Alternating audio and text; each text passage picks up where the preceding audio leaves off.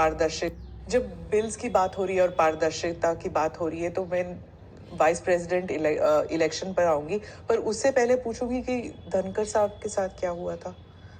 उन्होंने आपने प्रेशर डाला था उन पर रेजिग्नेशन नहीं, के लिए? मुझे लगता है एएनआई ने रिसर्च विंग बंद कर दिया है। धनखड़ साहब का इस्तीफे का पत्र स्वयं स्पष्ट है।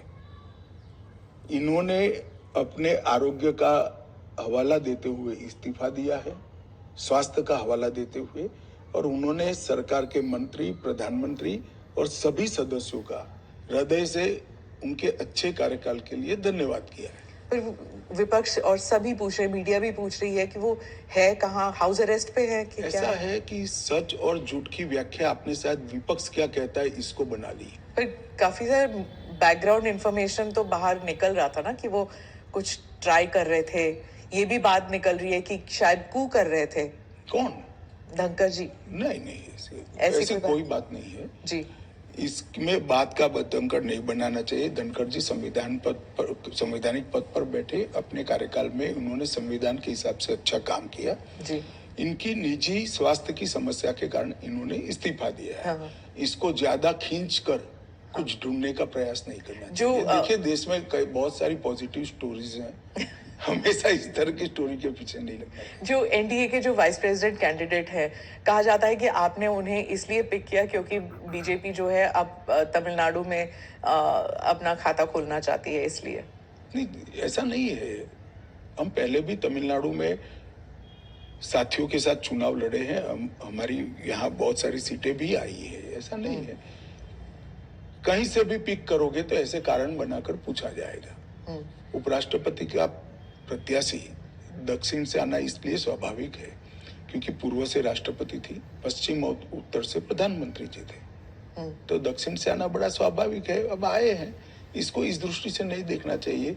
श्री राधाकृष्णन जिनका बहुत लंबा राजनीतिक जीवन रहा है, वो 2 बार संसद के सदस्य रहे, हमारी पार्टी के अध्यक्ष रहे, झारखंड के गवर्नर रहे, तेलंगाना के गवर्नर रहे, पांडिचेरी के गवर्नर रहे, मुंबई के गवर्नर रहे, और सार्वजनिक जीवन में एक साफ सुथरा उनका जीवन है और एक बेहद मैच्योर राजनीतिज्ञ है। तो कई सारे एक्सपर्ट्स कह रहे हैं कि उनका चुनाव ये भी है कि वो आरएसएस के साथ उनका कनेक्शन है, इसीलिए। ये तो ढेर सारे लोग, प्रधानमंत्री जी स्वयं का आरएसएस के साथ कनेक्शन है। धनखड़ जी का नहीं। अरे सुनिए ना, मेरा भी है। तो हम लोगों का चयन देश ने इसलिए किया है कि हम आरएसएस से। आरएसएस के साथ कनेक्शन होना कोई माइनस पॉइंट है क्या? आप बताइए। जरा भी नहीं। अटल बिहारी वाजपेयी जी भी आरएसएस से कनेक्टेड थे, श्री अडवाणी जी भी आरएसएस से कनेक्टेड, मोदी जी भी है, मैं भी हूँ, राधाकृष्णन जी भी है। और जो इंडिया अलायंस के जो कैंडिडेट है, उनके बारे में आपने कहा कि उन्होंने एक समय था जब उन्होंने मेरे कहने से क्या होता है, वो तो सुप्रीम कोर्ट का रिकॉर्ड है। सलवा जुडम को इन्होंने खारिज कर दिया।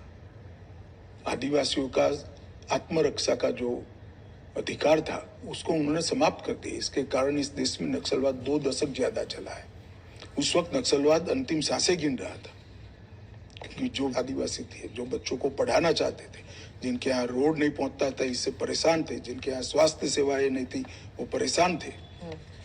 उन्होंने खुद की रक्षा के लिए सलवा जुडम बनाया था। इसको सुप्रीम कोर्ट ने खारिज कर दिया। ये तो सुप्रीम कोर्ट का रिकॉर्ड है, इनका जजमेंट है। और इसके बाद जो स्कूल तबाह हो गए थे नक्सलियों के कारण, वो स्कूलों में सीआरपीएफ और सुरक्षा बल बैठे थे। रातों रात एक ऑर्डर करके सबको बाहर कर दिया। कई जगह हमले हुए सुरक्षा बलों पर। ये दोनों जजमेंट, इसका जवाब श्री सुदर्शन रेड्डी से ज्यादा राहुल गांधी ने देना चाहिए कि उन्होंने क्यों पिक किया। जी, मैं तो मानता हूं यही क्राइटेरिया रहा होगा। नक्सल को सपोर्ट करने के लिए? नहीं, वामपंथी विचारधारा। और ये जजमेंट से निश्चित रूप से नक्सल प्रोटेक्ट हुए। तो क्या वाइस प्रेसिडेंट इलेक्शन भी अब it will be polarising factor? Polarisation क्या है? जब आप इतना बड़ा आरोप लगा रहे हैं कि और पोलराइजेशन अगर होगा भी तो किस मुद्दे पर होगा? देश की सुरक्षा के मुद्दे पर होगा। मैं मानता हूं देश की सुरक्षा पर सांसदों ने विचार करना चाहिए या नहीं करना चाहिए।